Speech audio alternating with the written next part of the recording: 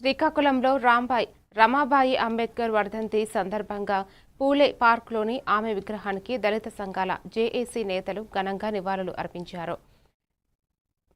AIM రాష్ట్ర ఉపాధ్యక్షులు taekwondo Srinu, జిల్లా దళిత సంఘాల జీఏసీ అధ్యక్షులు డాక్టర్ కంఠ వేణు, బడే కామరాజు, రాహి వేణుగోపాల్, బోనెల రమేష్ తదితరులు పాల్గొని పూలమాలలు వేసి అంజలి ఘటించారు.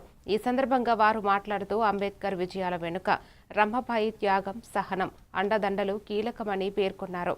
ఆమె జీవితం బహుజన సమాజానికి దిక్సూచిగా నిలుస్తుందని, యువత ఆమె ఆశయాలను ఆదర్శంగా తీసుకోవాలని పిలుపునిచ్చారు.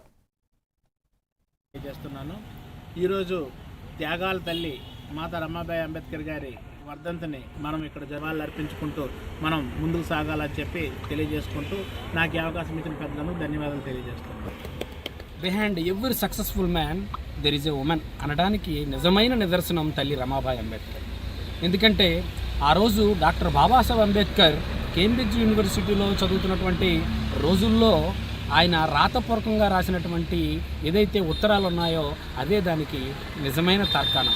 వెనకాతల వెళ్ళి ఆ పిడకలతో వచ్చినటువంటి డబ్బుతో పిల్లల్ని నువ్వు సాకావు, అదేవిధంగా ఆ వచ్చిన డబ్బులతోనే నాకు మనీ ఆర్డర్ రూపంలో మనం ఈరోజు తింటున్నటువంటి ప్రతి బియ్యపు గింజ మీద కూడా, మనం తినే ప్రతి ఆహారం మీద, ప్రతి బియ్యపు గింజ మీద ఆవిడ చేసినటువంటి త్యాగాన్ని కొనియాడుకుంటూనే మనం ఆవిడ యొక్క ఆశయాలను కొనసాగిద్దామని